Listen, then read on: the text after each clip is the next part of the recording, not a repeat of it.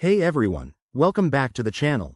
If you're diving into the world of crypto in 2025, you might be looking to transfer your XRP from Robinhood to a more secure Exodus wallet. This is a smart move for better control and flexibility, especially with the evolving crypto landscape. Today, I'll walk you through the entire process step by step, so you can do this confidently and quickly. Let's get started. First things first, make sure you have both your Robinhood account set up and your Exodus wallet installed on your device.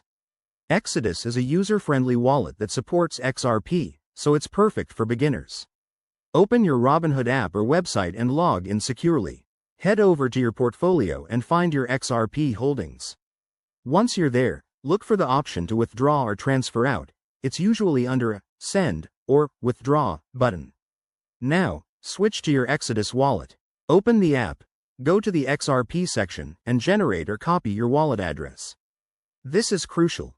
Double-check that it's the correct address to avoid any mishaps. Back in Robinhood, paste this address into the withdrawal form. You'll need to enter the amount of XRP you want to transfer, but remember to leave enough for any network fees, which can vary based on the XRP ledger network.